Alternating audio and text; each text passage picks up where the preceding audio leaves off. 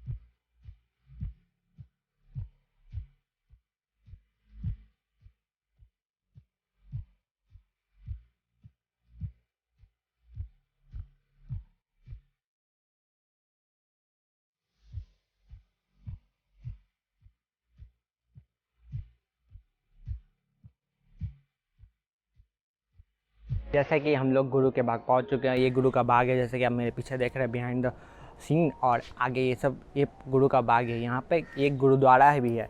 तो गुरु का बाग इसका सिर्फ नाम है। ये बेसिकली एक गुरुद्वारा है जो कि बहुत ही प्राचीन काल गुरुद्वारा है। इसके बारे में लोगों को बहुत कम ही पता है। और ये दीदारगंज स्थित है, ये दीदारगंज के पास पड़ता है। और यहाँ ये फेमस है यहाँ के कुआं के लिए और नीम के पेड़, जो कि बहुत ही हिस्टोरिकल है, लेकिन हमें उतना नहीं पता। तो हम इसलिए बात करने जा रहे हैं यहाँ के लोकल से, देखते हैं वो क्या बताते हैं। तो मुझे यहाँ पे एक लोकल आदमी मिले हैं। वाहिगुरु जी का खालसा, वाहिगुरु जी की फतेह। इस गुरुद्वारे का नाम गुरु का बाग है। ये जो बाग है पहले रहीम बख्श करीम बख्श का हुआ करता, ये दोनों भाई थे। तो यहाँ पर कोई साधु आए और माली से फल मांगा, माली फल देने से इनकार कर दिया। तो वो साधु ने श्राप दे करके बाग को सुखा दिया। ये पूरा पहले बाग था। तो जब माली कोई भी अगर पौधा लगाता था वो सूख जाता था, हरा नहीं होता था। जब सिखों के 9वें गुरु गुरु तेग बहादुर जी महाराज असम से वापस पंजाब जाने लगे तो पहले इस बाग में चरण पाए। गुरु जी के चरण पड़ते ही जो ये कई सालों से बाग सूखा हुआ था, उनके चरण पड़ते ये बाग में हरियाली आ गई। अब पूरा बाग हरा भरा हो गया। तो यहाँ का माली जाके नवाब के पास कहा, हमारे बाग में कोई ऐसे संत महापुरुष आ गए हैं, उनके चरण पड़ते ही बाग में बाग हरा भरा हो गया है। ये वही बाग है, मतलब चरण पड़ते हुए। हाँ, ये पूरा बाग अभी हरियाली उन्हीं के चरण पड़ते थे हुआ है। और ये ऐतिहासिक कुआं है। ये जो रहीम बख्श करीम बख्श उनकी बेगम, उनके जो बेगम थे, उनकी बेगम को कोई ऐसा शरीर में दुख रोग था जिससे वो चल फिर नहीं सकते थे। तो गुरु जी कहे अपनी बेगम को यहाँ लेके आओ और कुएं के जल से स्नान कराओ, उसके सभी रोग दुख तकलीफ दूर हो जाएंगे। जब बेगम गुरु जी के वचन मान के और अपनी नवाब गुरु जी के वचन मान के अपनी बेगम को जब कुएं के जल से स्नान कराया तो वो बेगम निरोग हो गई। अब जो भी रोग था दुख तकलीफ सब दूर हो गया, खत्म हो गया। हाँ, तो बेगम आप चल के गुरु जी के चरणों के पास गई और महाराज का शुक्रिया अदा धन्यवाद की। ये एक कुआं है और आगे चलिए आगे।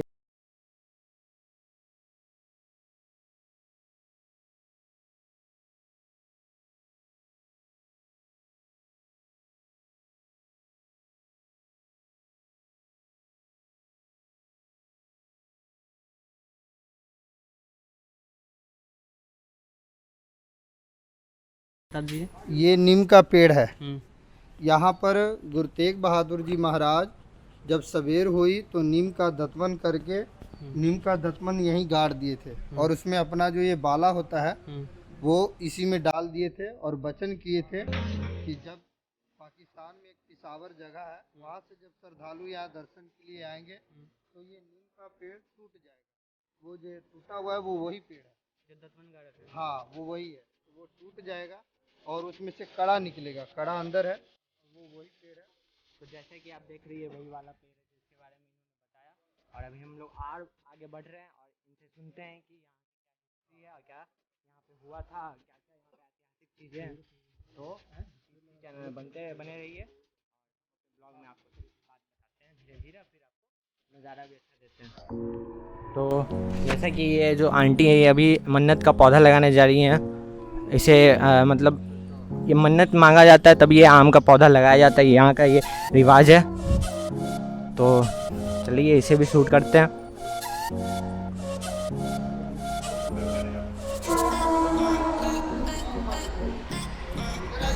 जैसे कि यहाँ का गुरुद्वारा,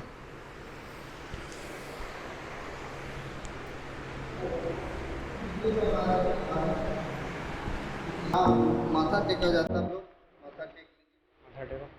हाँ।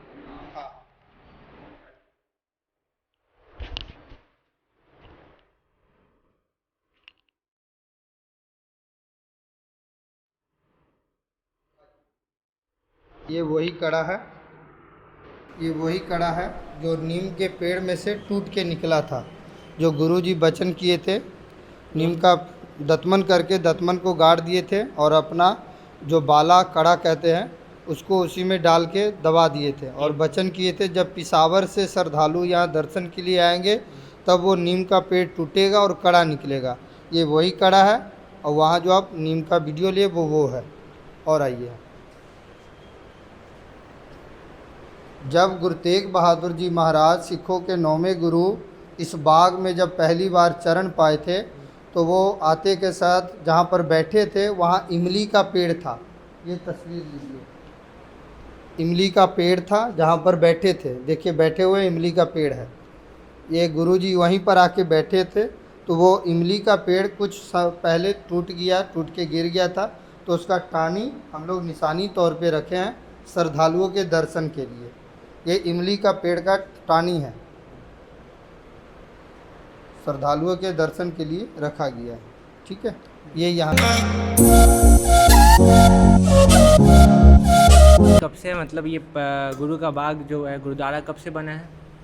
ये गुरुद्वारा जो है गुरु तेग बहादुर महाराज जब असम से वापस पंजाब जाने लगे थे उस टाइम इस बाग में बैठे थे। ये जन्मस्थली है या उनका बाग? नहीं, जो गुरु गोविंद सिंह के पिताजी का नाम है गुरु तेग बहादुर, तो उनके पिता का ये बाग है। और इसी जगह बाग में गुरु तेग बहादुर और गुरु गोविंद सिंह का पहली बार मिलाप हुआ था। अच्छा, कहा जाता है कि गुरु तेग बहादुर सिंह है जो गुरु गोविंद सिंह जी के पिताजी थे। पिताजी उनका जन्म कब हुआ? किनका? गुरु गोविंद सिंह जी का। गुरु गोविंद सिंह का जन्म हुआ 22 दिसंबर 1666 ईस्वी पोष 7वीं को। और 10वें गुरु हुआ। हाँ, वो 10वें गुरु हुआ। 10वें गुरु। वो हमारे 10वें गुरु। और उस तालाब को लेके क्या कहानी है? तालाब को कहानी है कि वहाँ कुआं है, कुएं के जल से नहाने से गुरु महाराज ने कुएं को वरदान दिए थे कि जो लोग भी इस कुएं के पानी से 12 सतमी स्नान करें और गुरुघर में प्रार्थना अरदास करेंगे उनकी शुभ मनोकामना पूर्ण होगी। जिनके यहाँ औलाद नहीं होती है, चाहे हो के नहीं रहती है, उनकी यहाँ औलाद होगी, उनकी झोली भरेगी, खुशी होगी।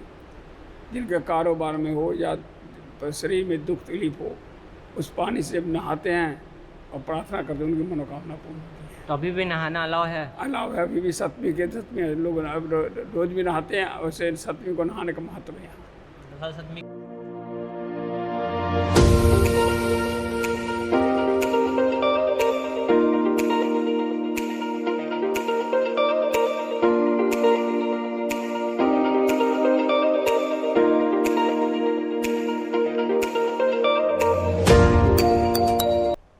जो आप देख पा रहे हैं यहाँ पे लोग और जितने भी श्रद्धालु हैं वो नहाते हैं। ये सीकर है, ये सीकर तब इस्तेमाल किया जाता है जब बारिश में पानी ज़्यादा भर जाता है, तब ये सीकर से पकड़ के लोग जाके नहाते हैं। इसमें अगर आप अच्छे से देखिए तो यहाँ पे बहुत सुंदर सुंदर मछलियाँ भी तैरती रहती हैं, जो कि बड़ी बड़ी हैं। सुंदर तो नहीं कह सकते, लेकिन बड़ी बड़ी मछलियाँ हैं। देख पा रहे हैं आप लोग,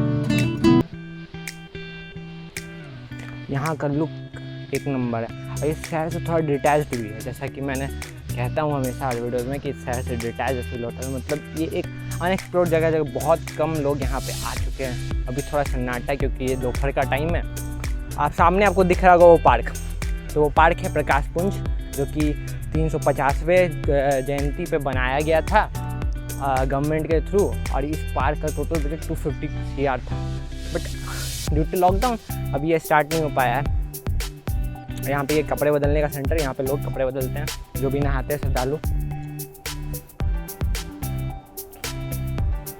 ये हमारे दोस्त प्रशांत अम्बस्था, सॉरी सिंह बोल दिया था मैंने पहले, बट ये प्रशांत अम्बस्था है। ये एक पेशे से एक टीचर हैं। तो प्रशांत अम्बस्था, आपको कैसा लगता है? आप तो यहाँ के लोकल, आप यहाँ पे आते जाते रहते होंगे, तो कैसा लगता है आपको यहाँ पे आके? कभी कभी आकर बहुत मज़ा आता है, घूमने की बहुत अच्छी अच्छी जगह है। और यहाँ पर पूजा स्थली भी, यहाँ के लोग यहाँ पर पूजा करने भी आते हैं। और अपनी सभी जितनी भी मनोकामना होती है यहाँ के सभी तालाब मंदिरों में पूजा करके सभी पूरा हो जाती है। अच्छा, आपसे एक क्वेश्चन है मेरा, आपने कभी इस तालाब में नहाया? हाँ, नहाया। तो तालाब में नहाया तो कोई मछली ने आपको काटा? क्यों, ये अभी पानी इसमें का सुखाया हुआ है। यहाँ मछली जो बस 2 सीढ़ी है जो नीचे रहती है पानी। और अभी फ़िलहाल यहाँ पे नहाने नहीं आते हैं। हर सप्तमी को यहाँ पर पानी भरा जाता है और सुखाया जाता है। इससे आगे नहीं, यहाँ नहीं जा सकते हैं, क्योंकि यहाँ तक सीकर दिया हुआ है। इसी को पकड़ के इंसान इसमें नहाते हैं। आपके बोली से पक्का पता चल रहा है कि आप टीचर हैं। तो टीचर जी, यहाँ पे टोटल कितने मछलियाँ होंगी अंकल? अनलिमिटेड। अनलिमिटेड बोले जैसे 100, 150, 1000? बाबू, इसका कुछ नहीं हमारे पास गिनती है। ये हम जानते हैं कि इसमें बहुत दिनों से मछली है, इससे निकाला नहीं जाता है। इसकी गहराई कितनी होगी? इसकी गहराई हमारे ध्यान से लगभग 20 से 25 फीट के बीच में हो। मतलब जो जाएगा डूब के मर सकता है। हाँ हाँ, देखिए सीकर लगा हुआ था पहले, एक आध हादसा भी हुआ था हल्का फुल्का।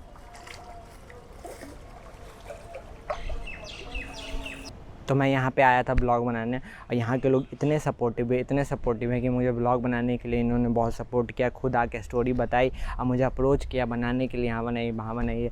तो ये जो जगह है, आप गुरुद्वारा पटना साहिब जानते होंगे, लेकिन ये भी पटना साहिब से थोड़ा आगे दीदारगंज अगर आप आते हैं तो ये आपको मिल जाता है। दीदारगंज में ये स्थित है, और बाज़ार समिति आपने दीदारगंज का सुना होगा, तो ये वहीं पर है।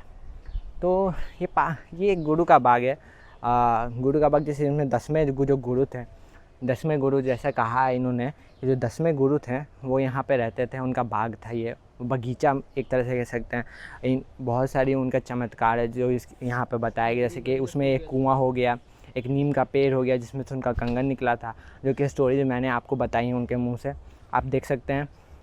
और मैंने इसे एक्सप्लोर किया अपनी तरह से। थोड़ा सा वियर्ड लग रहा होगा आपको, लेकिन बस ऐसा सुनने का आदत बनाई है।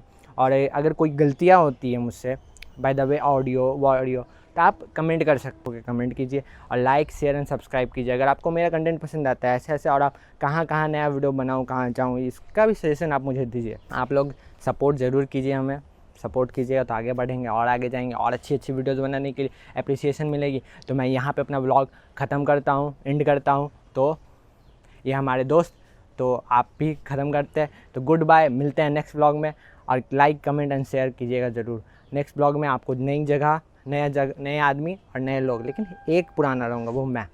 तो नए व्लॉग में मिलते हैं आप।